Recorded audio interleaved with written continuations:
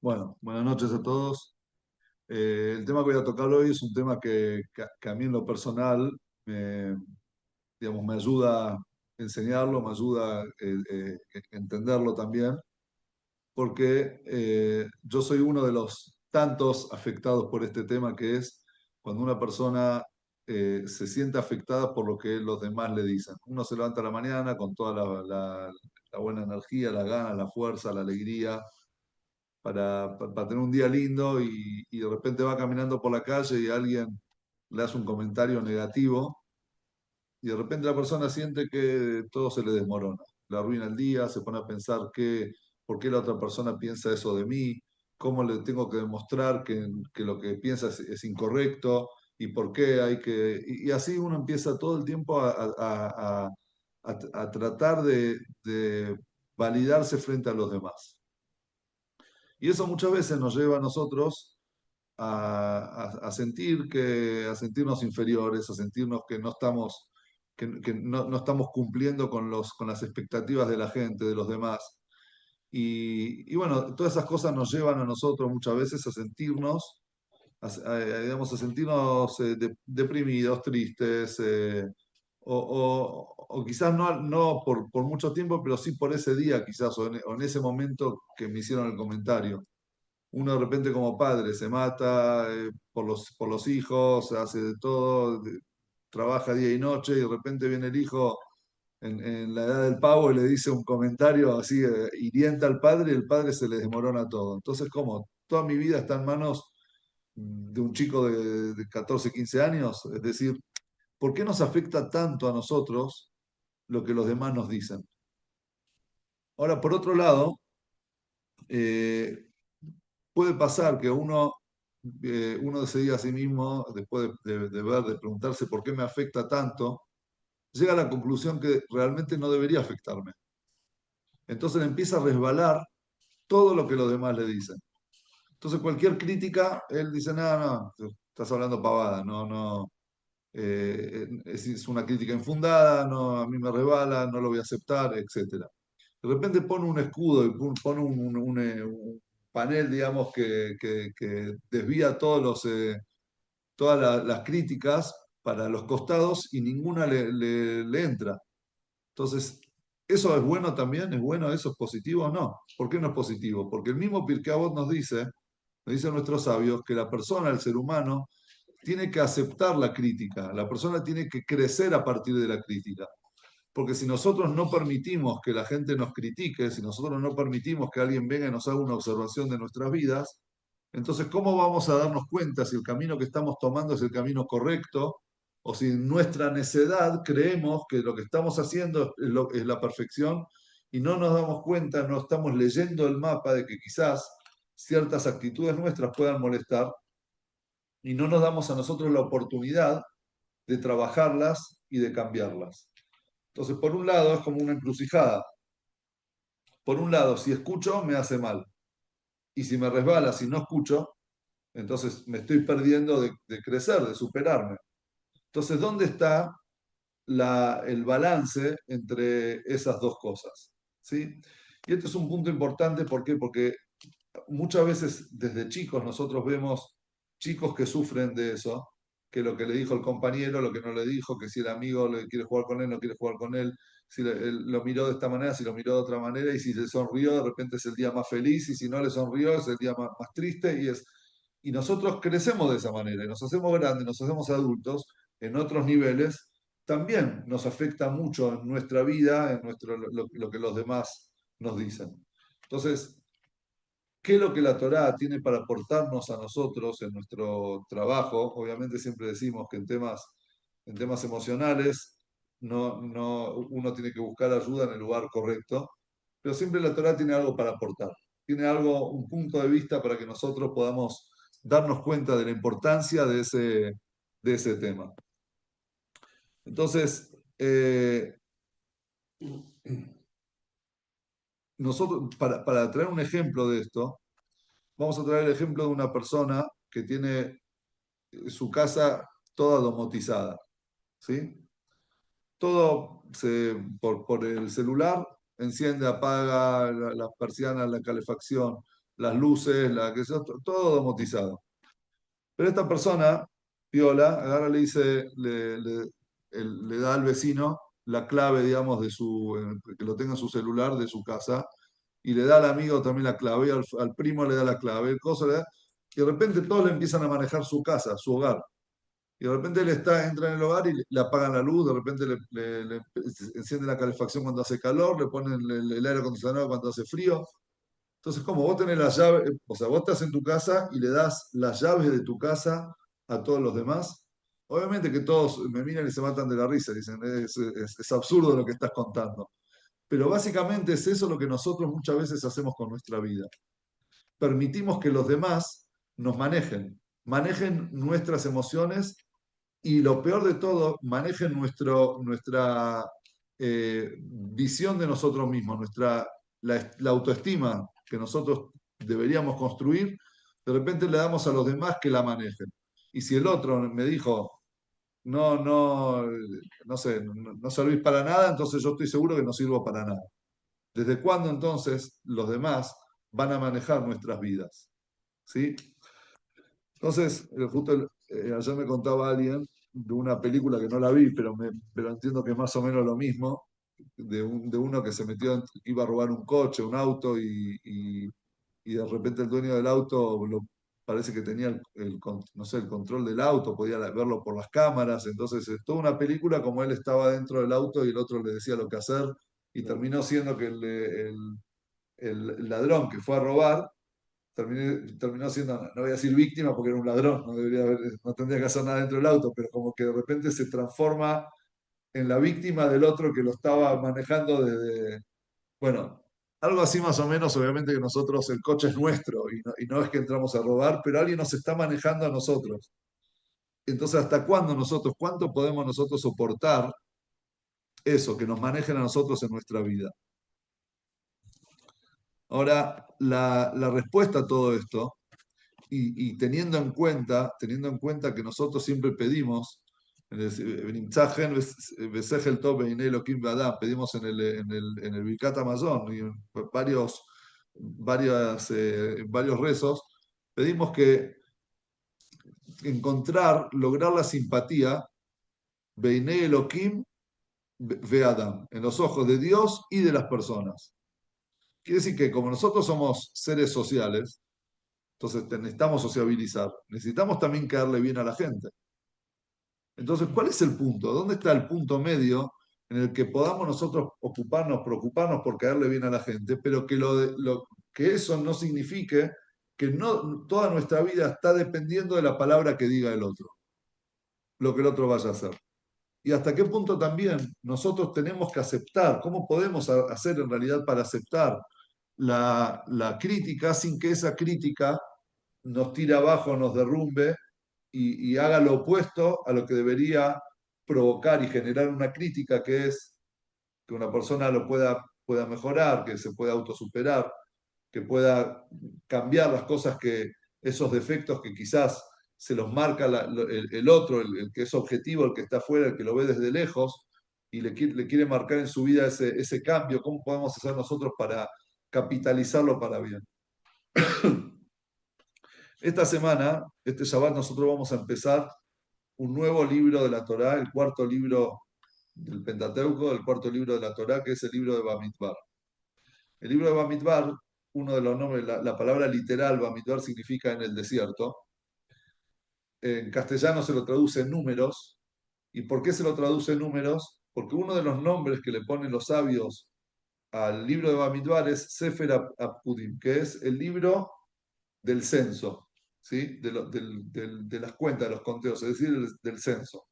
¿Por qué? Primero porque abre la parashá de esta semana con un censo al pueblo de Israel y además porque hay varios censos en este libro.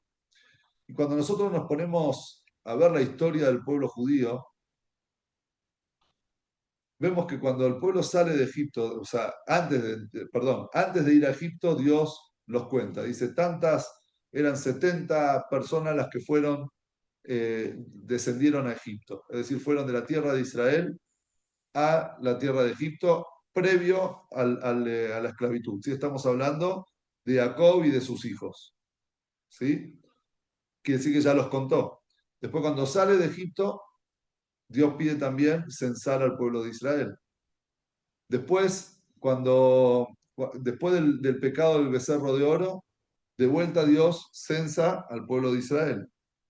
Y después, un mes después de haber erigido el Mishkan, el tabernáculo que iba en el desierto, que era el centro espiritual, religioso del pueblo judío, que después ese templo portátil se transformó en el gran templo en Jerusalén, construido por el rey Salomón, ideado por el rey David, construido por el rey Salomón. Eso iba con ellos en el desierto. Un mes después de haberlo construido, Dios vuelve a pedirles, en la parashá de esta semana, que lo censen.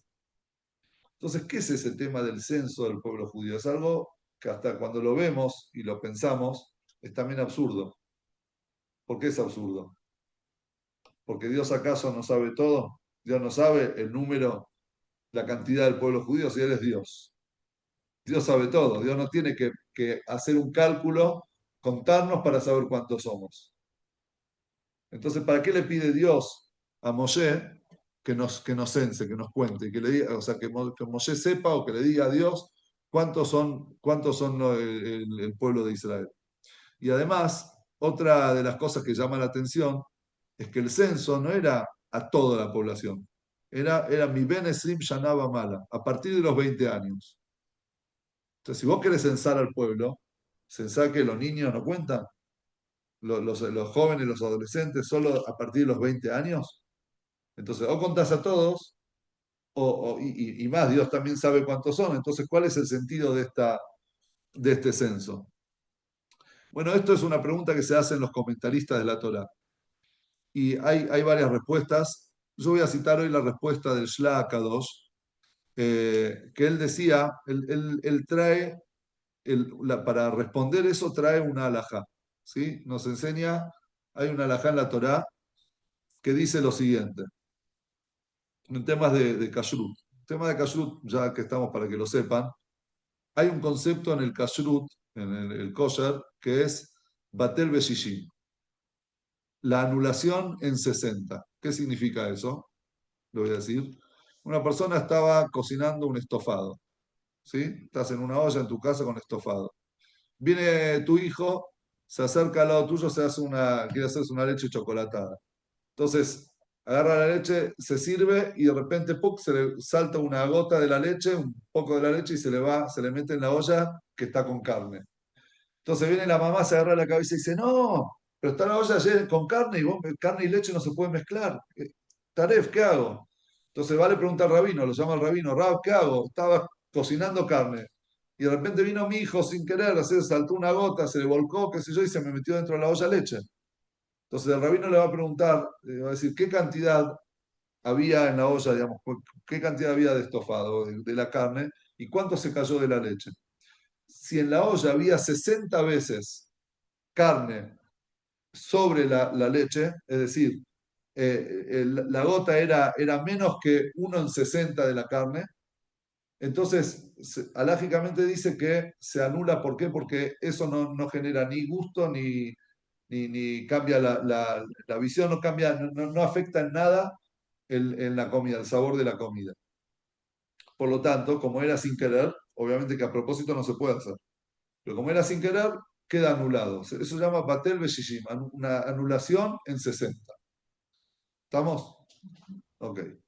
Ahora, ¿qué pasa si eso que nosotros queremos anular 1 en 60, dice la Alajá, hay excepciones? Si eso que vos, que tiene, digamos, el problema, en este caso era la leche, en realidad es kasher, la carne es kasher, juntos se hace una prohibición. Pero puede pasar también que hay algo que no sea kasher o que esté impuro o lo que sea, y que se mezcla con otras cosas que sí son kasher, que sí se pueden comer. Pero esa cosa que se mezcló, ese tema problemático, no se ve, no, era algo que se llama en la halajá davar shebeminyan. Es algo que se contabiliza. ¿Qué significa algo que se contabiliza? Si vos vas al mercado, le pedís una bolsa de papa, ¿sí? Vos le preguntás cuántas papas hay adentro de la bolsa. No, le pedís, dame 3 kilos, ¿vos sabés cuántas papas hay? No, da lo mismo, hay una más, menos, si es una más grande y otra dos más chica, da lo mismo, porque no se vende por unidad, por cantidad. O sea, no se vende por unidad. Pero si hay algo que es tan caro, es tan importante, que uno, viste, un fruto especial, que exótico, que no se da en qué sé yo, que te lo venden por unidad. Vos le decís, ¿cuánto cuesta? No, la unidad cuesta tanto. Entonces se lo cuenta. Entonces el contabilizar algo le da a eso una categoría, mucho, una importancia mucho más grande. Entonces, aunque sea uno en 60 no se va a anular nunca. ¿Por qué no se va a anular nunca? Porque tiene identidad, porque vos, no es algo que insignificante para vos, sino es algo que tiene su propia, su número, su valor, digamos. Voy a darles un ejemplo que no es de la comida, ¿no? El primer ejemplo fue una bolsa de papas. Pero ahora, digamos, si nos salimos de lo alimenticio, eh, en un museo de arte, por ejemplo, ¿alguna vez vieron que vendan cuadros por docena o por peso o por no sé qué? No, porque una obra de arte, cada obra es única. No es que te meten todo en una bolsa y te dicen, bueno, todo esto por... No, cada obra tiene su valor, es única, tiene su artista, tiene su impronta, tiene... Entonces, ahí te das cuenta que eso tiene valor. Una papa no pasa solamente por el valor económico, ¿no? No estamos hablando de lo económico, estamos hablando por el valor que vos le das al cuantificarlo, ¿sí?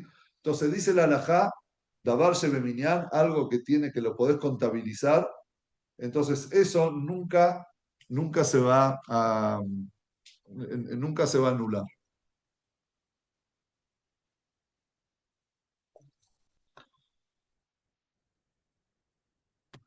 Ahora dice el Shlak 2, fíjense esto que es hermoso. El Shlak 2 dice, el pueblo de Israel, dice la Torá nos dice, que atema meat mikol amim. Ustedes son la minoría entre todos los pueblos. Es decir, somos un pueblo minoritario. Parecemos que estamos en todas las noticias, parecemos que somos un montón, millones de millones. Sin embargo, somos el, ¿cuánto? 0,2% de la población mundial. Nada, nada somos. ¿Y cuál es la naturaleza de la minoría? La naturaleza de la minoría es que se anulen 60, se anulen lo que sea. Las minorías siempre se anulan, se mezclan y se mimetizan con todo lo que hay alrededor, o en otras palabras, se asimilan a la mayoría. Si la mayoría hace una cosa, entonces las minorías terminan asimilándose a la mayoría y haciendo lo que la mayoría hace. Es muy poca gente la que puede nadar contra la corriente, porque a veces si vos estás yendo, estás yendo en una calle contramano, entonces todos te van a tocar bocina. Ahora, vos agarrás una calle normal, agarrás la avenida Belgrano, y que van los autos para ahí, y vos agarrás, traés 300 autos que empiecen a ir contramano, los que vienen bien van a decir, che, para, ¿qué está pasando acá? Van a girar y van a ir para el otro lado pensando que están equivocados. Pero ¿cómo no ves que vos sabés que la calle va para ahí? Pero hasta la mayoría hasta te hace dudar de lo que para vos es una certeza. Porque vos decís, si la mayoría lo hace, estoy loco, o sea, no pueden haber 300 locos, tiene que, o sea, estoy loco yo. Entonces te convence que vos sos el que está errado. Entonces dice el Shlaka 2, la naturaleza de las minorías es que se anulen, es que se mezclen y pasen a ser lo que son la mayoría. Entonces ahí está el punto con el pueblo de Israel. Dios mismo nos dice a nosotros, ustedes son la minoría entre todas las naciones. Entonces Él mismo ya nos pone a nosotros en peligro de extinción, porque somos la minoría. ¿Qué hizo Dios? Dijo, si son minoría, pero ustedes yo los voy a contabilizar. Y la halajá que dice en el kashrut, algo que se contabiliza no se anula. No es que Dios necesitaba saber la cantidad, el número, digamos, hacer un censo y saber cuántos éramos nosotros. ¿Qué es lo que Dios necesitaba? Que nosotros nos sintamos importantes, nos sintamos que nada nos puede anular, que tenemos un valor, que ese valor es un valor que Dios nos cuenta, uno, dos, tres, y cada uno de nosotros es uno. no vamos a ser ni más que uno ni menos que uno, pero cada uno de nosotros tiene un valor importante. Entonces vino Dios y nos contó varias veces para meternos en nuestra conciencia la importancia de que a pesar que somos la minoría, tenemos que estar fuertes en nuestra identidad.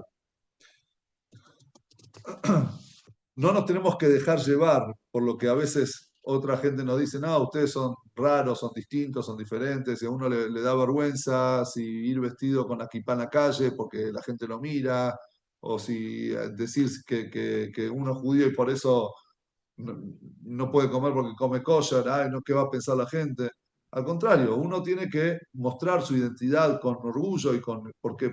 Porque uno sabe lo que es en su esencia y la esencia, cuando uno sabe y valora lo que es por dentro, entonces nada lo puede desestabilizar. Bien, esto nos dice a nosotros el Shla Kadosh. Ahora, esta idea del conteo de Hashem tiene implicancias muy profundas también en la enseñanza, digamos, en el autoestima de la persona. ¿Qué significa que Hashem nos cuenta? Cuando Hashem nos dice, ustedes son algo contado, son un pueblo que fue contado, o sea, los contabilizamos, significa que no es algo que nos venden por kilo, es decir, que somos bueno, una masa, no importa, falta uno más, uno menos, no hay diferencia, sino al contrario. Si Dios sabe la cantidad exacta, significa que cada uno de nosotros es tan importante que si faltáramos ya falta el número total. O sea que si alguien te pide, contame cuánto hay, entonces si vos le sacás uno, le estás sacando uno del total que él sabe que tiene a lo que él le da importancia. Quiere decir que cada uno cuando se autodefine, cuando una persona dice, se quiere definir a sí misma, tiene que darse cuenta que lo que a nosotros nos define no es todo lo externo, todo lo que hay alrededor o lo que logramos o nosotros llegamos a producir. Lo que a nosotros nos define es el hecho de que Dios nos contó a nosotros y somos parte importante de su grupo, digamos, de gente, de que Él contabilizó y que para Él cada uno es esencial y es importante. Nunca, esto también nos lleva a nosotros a entender algo lo siguiente. Cuando Dios censó al pueblo de Israel, seguramente lo censó también a quién, a Moshe, a Aarón, a los hijos de Aarón, a Yoshua, a Binún, a los ancianos líderes de cada una de las tribus, seguramente a los rabinos, o sea, los que eran los maestros que enseñaban, a los que tenían más plata, a los que tenían... Entonces, sin embargo, Moshe no valía 10 y el leñador valía uno.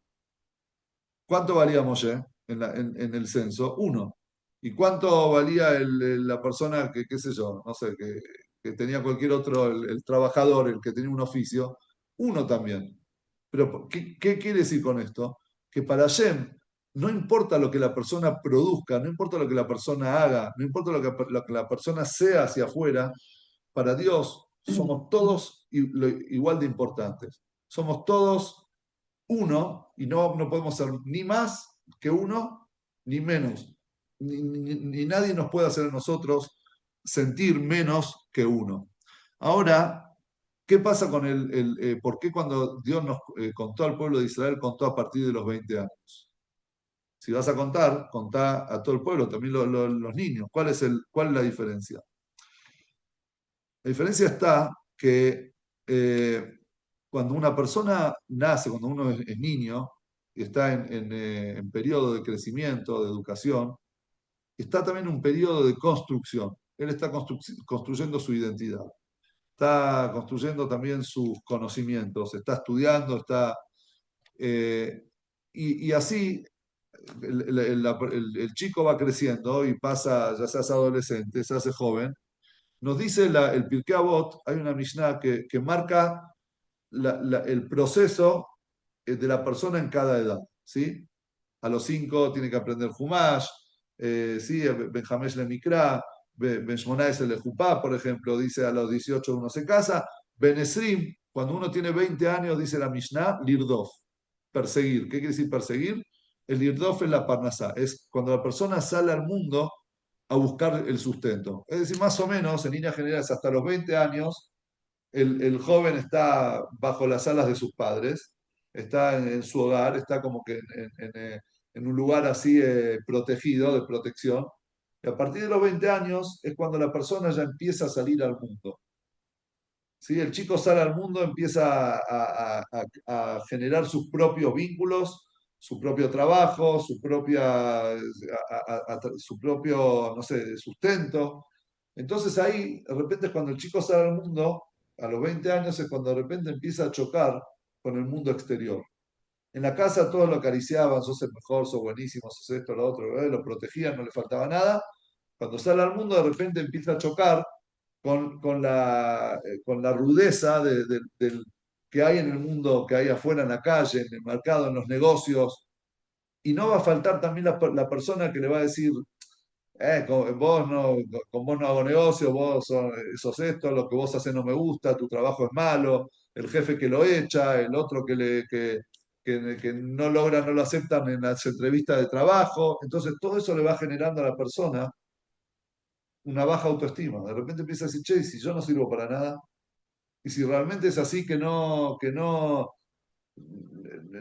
encajo en este mundo, no encajo el mundo es demasiado grande para mí.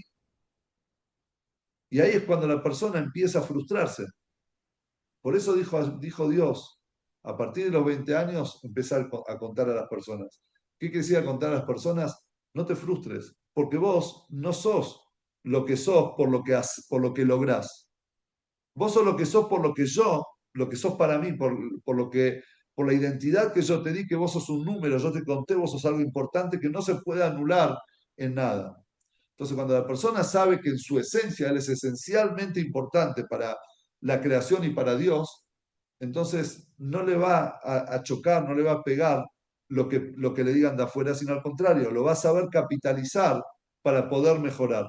Porque no va a depender de eso su autovaloración. Si lo que yo me valoro a mí mismo va a depender de si soy mejor alumno o peor alumno, si soy más lector de libros, más culto o menos culto, si tengo más plata, tengo menos plata, si soy más lindo o si soy más feo, si soy... Entonces, si todo eso lo que a mí me va, mi valoración va a depender de todas esas cosas, entonces yo estoy siendo esclavo de lo que la otra persona piense de mí. En otras palabras, le estoy dando el control de mi casa, de todas las cosas de mi vida, o sea, de mi casa, sí, de mi casa interna, se lo estoy dando a los demás. Entonces, obviamente que la persona siempre va a haber alguno que te diga que no sos bueno en lo que haces. Siempre va a haber alguno que te diga algo. Y ahí te vas a caer y te vas a destruir. Pero si vos sabés que vos sos esencialmente infinito, ¿y por qué digo algo infinito? Ahora vamos a ver. Entonces, ya todo lo demás no es que te va a resbalar, porque no te debe resbalar, pero no vas a sentir que te desestabiliza lo que sos, tu esencia. ¿Sí? ¿Qué quiere decir que somos infinitos? Escribe el Tania que la persona tiene dos almas, ¿sí? Dice un llamó Tania así y yo hice almas. ¿A qué se refiere alma? Se refiere con dos almas. Está el alma animal, se denomina alma animal al alma, a la parte de la persona espiritual, de la persona que se encarga de las necesidades físicas, fisiológicas de uno, ¿sí? Que es la que se encarga de sentir cuando uno tiene hambre, de sentir cuando uno tiene sueño, de sentir amor también por las otras personas que son, por ejemplo, sus padres, sus amigos, es decir, todo lo que la persona necesita en un mundo físico. Es el alma animal. ¿Por qué se la llama animal? Porque es instintiva. El animal, a diferencia del ser humano, no piensa si está bien o está mal. No tiene ese libre albedrío, no tiene esa capacidad de discernir entre lo bueno y lo que está bien y lo que está mal. Es instinto. Si el animal necesita cazar para comer, va a cazar para comer. Y no va a decir, no, pero está mal matar al otro animal que tiene también su vida. Porque pues, así es la naturaleza. Entonces, el alma animal de la persona es un alma, es un nefesh, pero se encarga, lo que le interesa al alma animal es que el cuerpo sobreviva. que la persona esté sobreviviendo. Pero nosotros tenemos también un alma divina. ¿Qué es el alma divina? Es una parte, como dice el Tania, dice Gele que lo mi mal, que eso cita a otro libro, que es una parte de Dios de lo alto, y el Tania, el Alter Rebbe, le agrega la palabra mamash. ¿Qué significa mamash? Es tal cual. Es decir, nosotros tenemos un pedazo infinito de Dios dentro nuestro llamado Neshama. Por lo que en realidad, nuestro interior, ¿qué somos nosotros en esencia? Somos infinitos, somos parte de Dios. Y cuando somos parte de Dios, no hay diferencia entre la parte de Dios que se invistió en Moshe y la parte de Dios que se invistió en Rafi. Es la misma esencia, la misma parte de Dios. Vamos a llevarlo a lo matemático. ¿Cuánto es infinito más infinito más infinito? Infinito. Infinito. Entonces, ¿qué es más? ¿Un infinito o tres infinitos? Es lo mismo, es infinito. Entonces, ¿cómo podemos nosotros poner en valor la vida de las personas en base a lo que ellos hacen cuando en realidad en su esencia son infinitos? ¿Cómo podemos nosotros sentirnos menos porque el otro logró más que yo si en realidad los dos somos iguales, los dos somos uno? No es que él es más que yo ni yo menos que él. En esencia somos uno. Ahora, los logros de la persona, ahí está la segunda parte. La persona tiene que saber aceptar, digamos, las críticas para avanzar, pero no para avanzar en lo que es, en la importancia que es él en esencia, sino para avanzar en todas las cosas que él puede lograr en su vida, más allá de lo que es él. ¿Sí? O aprovechar lo que es, aprovechar su vida, aprovechar que él tiene una vida indispensable para la humanidad y hacer de su vida lo mejor que él puede. Pero cuando venga el otro y me critique, yo no voy a sentir que mi función en el mundo, mi existencia, está en duda, digamos. O sea, si sirve que yo exista o no, o no sirve mi existencia. Si soy algo para el mundo o no soy algo para el mundo. Si es así, si fuese así, que yo le doy las llaves de mi vida al mundo, me estoy esclavizando al mundo. Estoy pasando a ser esclavo de lo que dice el mundo. Y el mundo no le gusta la esclavitud, no le gustan los esclavos, el mundo le gusta la libertad. Entonces, si yo dependo de lo que digan los demás, entonces no voy a encajar bien, no voy a vivir bien, no voy a ser feliz en este mundo. Y esto del alma, del valor de la persona, tiene implicancias alágicas. Hay un famoso dilema, que es el dilema del tranvía, seguramente lo conocen, pero que Maimónides, el Rambam lo trae como no es lo del tranvía, pero trae algo similar en una alhaja. ¿Cuál es el dilema del tranvía? Es un dilema ético-filosófico que dice si un tranvía sale digamos, perdió el control, ¿sí? O sea, no perdió el control, creo que está yendo, digamos, a cierta velocidad, no alcanza a frenar y hay cinco personas, se encuentra que hay cinco personas atadas a la vía del tren y van a morir, o sea, el tren los va a arrollar.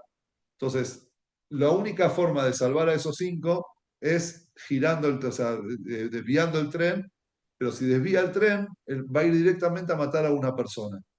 ¿Qué hay que hacer? Dejar ser pasivo y que el tren mate a las cinco, o ser activo y yo mover el tren y yo asesinar a esa persona, a una sola persona. Entonces nosotros, este dilema pone en la balanza, digamos, ¿qué vale más? ¿Cinco vidas o una vida? ¿Sí? Pero por otro lado, es la inacción o la acción. Si yo no hago nada, no estoy matando, no lo estoy matando yo soy pasivo. El tren es el que lo mata, pero si yo giro el tren, yo estoy decidiendo a quién voy a matar. O sea, la decisión de la muerte de una persona está en mis manos. Bueno, ese es un dilema universal. Que hay discusiones sobre ese tema, pero Maimónides lo trae para la halajá. Maimónides dice así: ¿qué pasa si hay una ciudad, de repente viene un ejército enemigo y les dice, o me entregan a uno, a fulano, o si no, matamos a toda la ciudad? Es una pregunta, es difícil, ¿Matar a toda la ciudad o matar a uno? O sea, la lógica que te va a decir. Bueno, entregá a ese uno y, y salvemos toda la ciudad. Sin embargo, dice Maimónides, no estamos hablando cuando ese uno se podría entregar también, ¿no? Estamos diciendo, entreguen a uno. Dice Maimónides que la halajá es que se dejen matar todos y no entreguen a nadie, digamos, entregar a alguien para ser asesinado. ¿Por qué? Porque nosotros, ¿qué sabemos el valor de la vida? Somos todos infinitos. Y como dijimos antes, si hay 100.000 habitantes, 100.000 infinitos o un infinito es lo mismo, es infinito. Porque somos todos parte, tenemos un pedazo de Dios adentro. Y si tenemos un pedazo de Dios adentro, no hay un valor, no hay más o menos, es Dios. Es un pedazo de Dios. ¿Quién dijo, quién va a decidir quién es la persona que va a morir? Entonces, ese es el valor que le da la Torá a cada ser humano. No, no le da el valor por lo que hace, sino el valor es por lo que es él en esencia. Y otra prueba de esto es, por ejemplo, el minyan. ¿Qué pasa si vienen 9 rabinos, grandes tzadikim? Viene toda la dinastía desde el Baal Shem Tov hasta el Rebbe de Lubavitch, ¿sí? Son 9. Viene el Baal Shem Tov, el Magid de Mesrich, el Alter Rebbe, el Mittler Rebbe, el Tzemach Tzedek, el Rebbe Maharaj, el Rebbe Rashab, el Frierdiker Rebbe y el Rebbe. 9. Llegan así y necesitan hacer un minyan. En la pieza de al lado hay 10 ignorantes. Estamos nosotros, bueno, no ustedes son ignorantes, yo, 10 como yo, así ignorantes que están ahí, que no saben qué sé yo, pero son 10. ¿Cuál va a ser el minyan? ¿Los 9 grandes tzadikim o los 10? Los 10. ¿Y qué pasa si de repente uno de estos ignorantes va a la sala donde están todos los rebes, le está completando el minyan? ¿Por qué? Porque el valor no es en lo que uno sabe. Donde hay 10 personas, dice Dios, 10 unidades, si cada uno vale uno, no valen más, 3, 4, qué sé yo. Entonces ahí está Dios, y por eso se hace el minyan. Pero no dice Dios el valor de la persona. Si hay 10, pero si son 10, necesitamos, si son ignorantes, necesitamos 20, y si son tzadikim, necesitamos 10, y si es no sé qué, entonces con 3 alcanza. No, el valor es el mismo valor. Y eso nos da a nosotros la pauta de lo que somos nosotros para Hashem. ¿Qué somos nosotros para Dios? ¿Quién es realmente que nos puede valorar a nosotros? Es Dios. ¿Cuál es el problema? Dice, dice la Torá que Dios nos llevó a nosotros en un desierto. ¿Sí? Salimos de Egipto, estuvimos 40 años en un desierto. Y ese desierto, la Torá, ¿cómo se dice? Lo visualiza, ay, se me fue la palabra. Lo grafica diciendo era Bamidbar Agadol, era un gran desierto, Veanorá, terrible, Nahash Taraf Beakrav, donde habían víboras, serpientes y alacranes, ¿sí? Betzimón Asherem Maim, y había sed y no había agua, un lugar sediento. Lo grafica como algo terrible. Y ahí nos encaminó Dios. Nos llevó Dios en ese desierto hasta Eretz Israel, obviamente nos protegió y todo.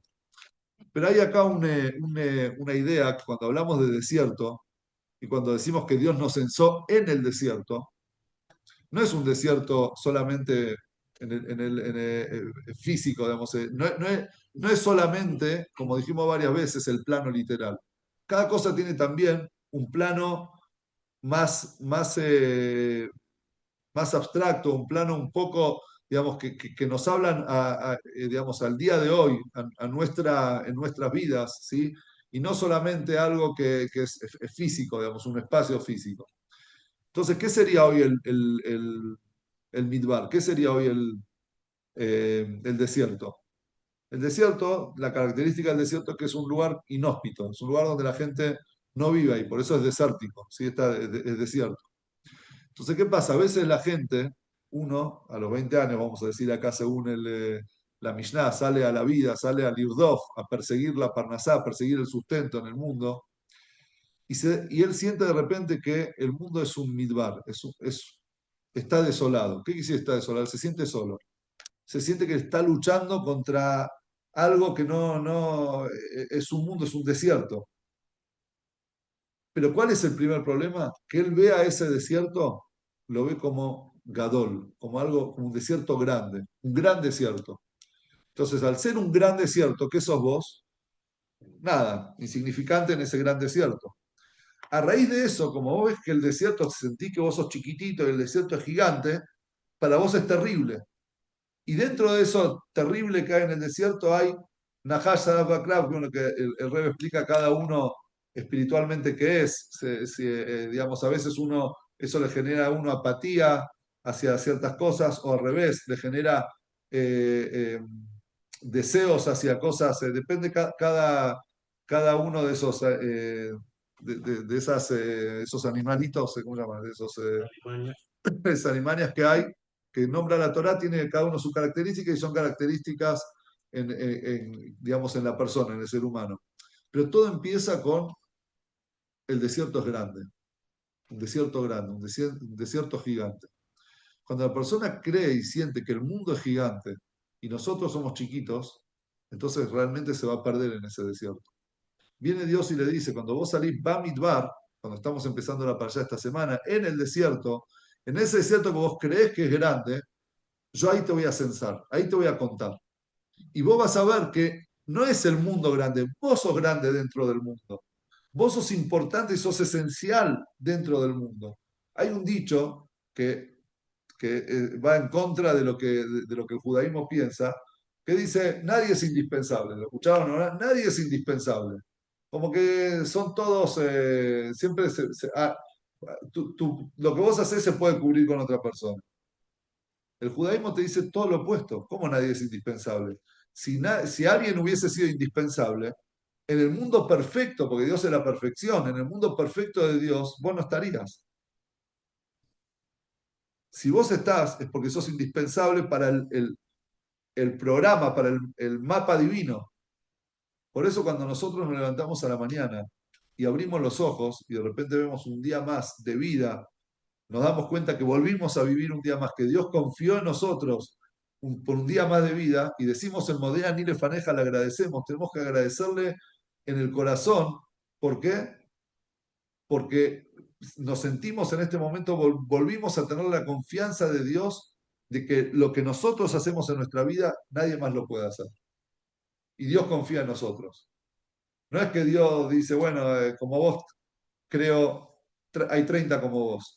No nos creó por kilo, nos creó con números. Es más,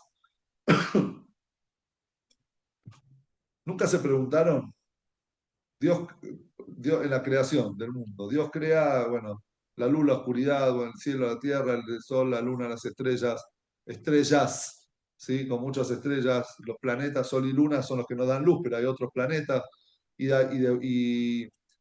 crea animales, crea peces, árboles, flores, todo aves, todo con ese, pero cuando llega el ser humano, ¿qué crea? Uno. ¿Y cuánta mujer? Una. O sea, un hombre y una mujer. Che, Dios, tanto lío. ¿Por qué no creas 100 y 100, un millón y un millón? Si en definitiva lo que vos querías es que el planeta se llene. Porque ¿qué le dice Dios al ser humano? Le dice, Prurbu milutares, sean fructíferos y llenen la tierra, colmen la tierra, es decir, traigan vida digamos, multiplíquense. Entonces, si vos los querés multiplicar, entonces hacelos más y ya está, y se van a multiplicar más rápido. Entonces nadie puede decir que para Dios hacer animales era más fácil y hacer un ser humano era más complejo, entonces nos hizo uno y uno porque era mucho trabajo. Dios para Dios es todopoderoso. ¿Por qué nos hizo uno? Para que cada uno de nosotros nos sintamos únicos. No hay otro aparte de mí. No hay otra aparte de mí. Es decir, hay mucha gente, pero no hay otro con mi función, con lo que Dios quiere de mí, con mi misión en este mundo. Si Dios me puso a mí en este mundo, es porque solo yo, o sea, en este momento, en este lugar, cada uno desde su lugar, en este lugar en el que estoy yo, en la vida que yo llevo, en la situación en la que yo estoy, que Dios me puso, en toda la familia y con los recursos y todo que yo tengo, no hay otro que pueda hacer mi misión, cumplir mi misión en este mundo. Yo soy único. soy indispensable.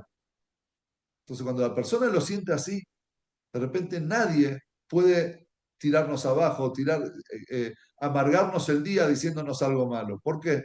Porque no me está diciendo, ¿contra quién está atentando? ¿Contra Dios? Hay una historia en el Talmud, en la Gemara, no me la acuerdo bien, es famosa, pero yo tengo una memoria de alguien que le dijo a otro que lo vio y le dijo, qué feo que sos. Entonces le dijo las quejas al creador. Anda a quejarte al creador. O sea, cuando alguien me dice algo a mí, ¿contra quién están atentando? ¿Contra mí o contra la persona que... No con persona, saco la palabra persona. O contra el creador que confió en mí, que confía en mí, me puso a mí acá. ¿Entendés? ¿A quién te estás quejando?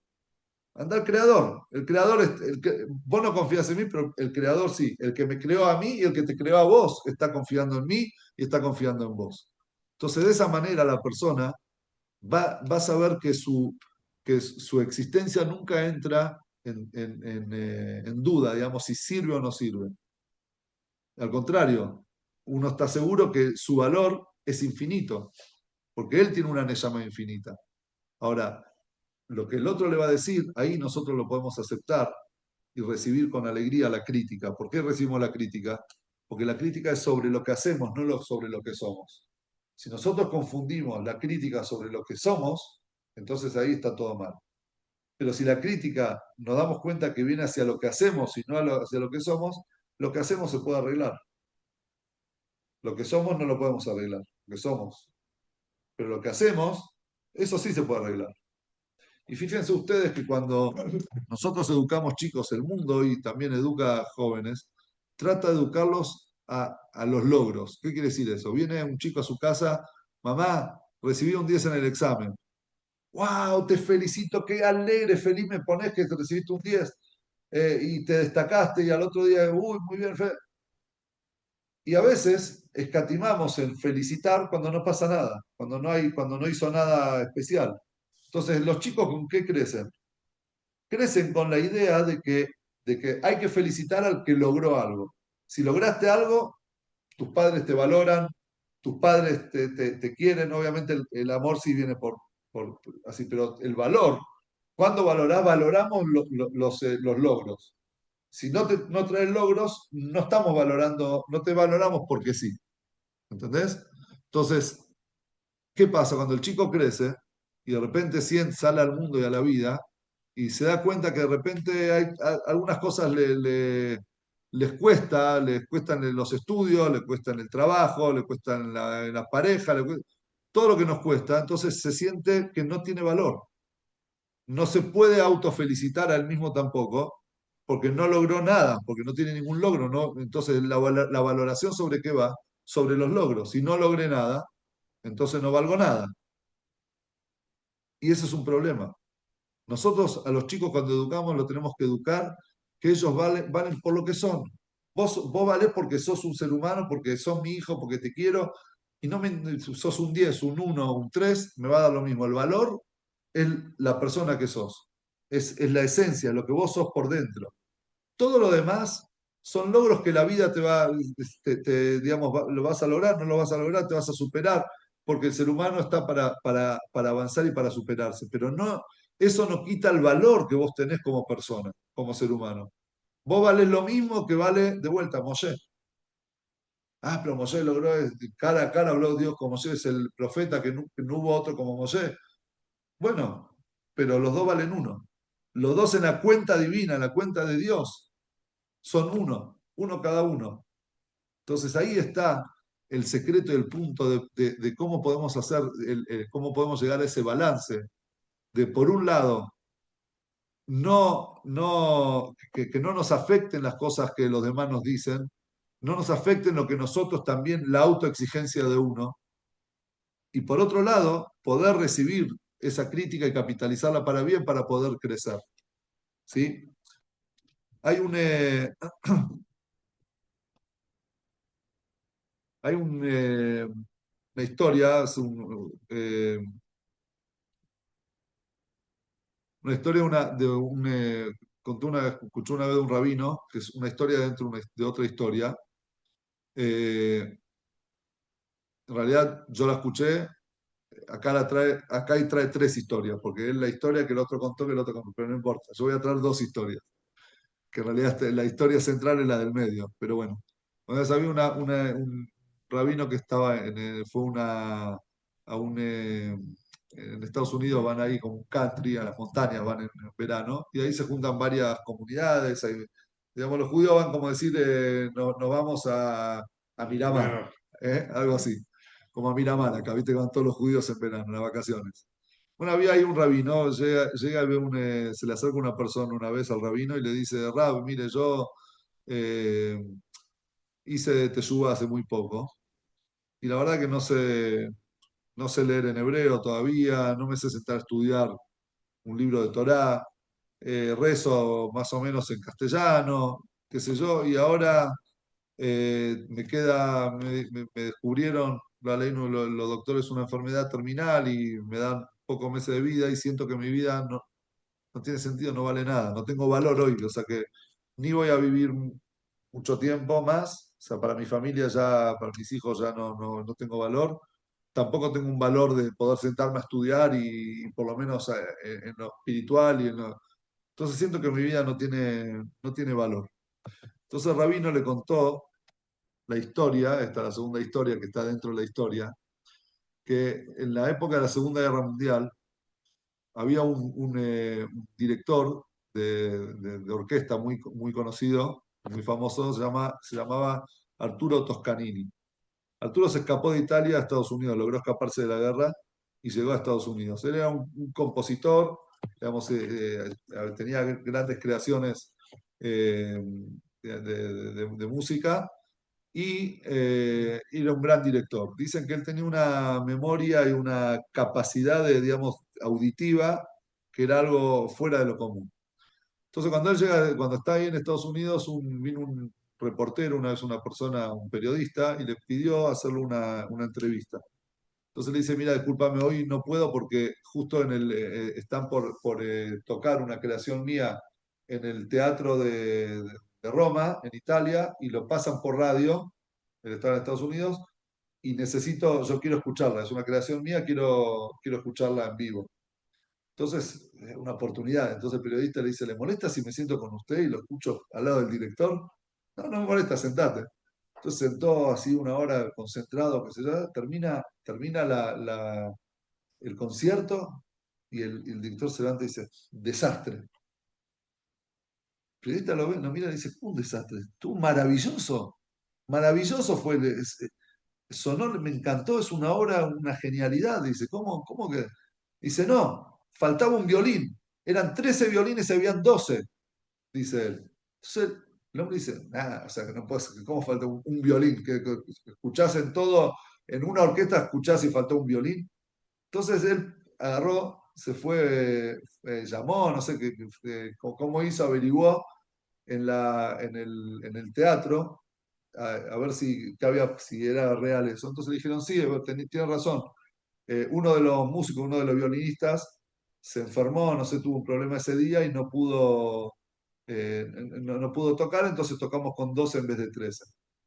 Entonces él, sorprendido, el día de la entrevista, cuando va a entrevistarlo, cuando sí le dio fecha, le dice, director, averigüé, me tomé digamos, el trabajo de averiguar en el teatro y usted tenía razón, eran 12 violines y no 13, pero ¿cómo hace?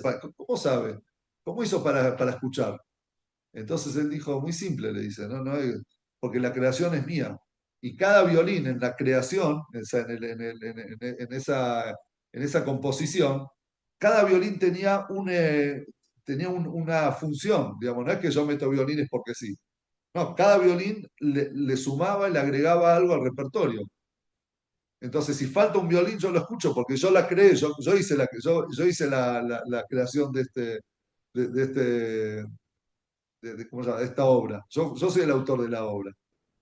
Entonces este rabino le dice a este hombre, le dice, el autor de la obra es Dios.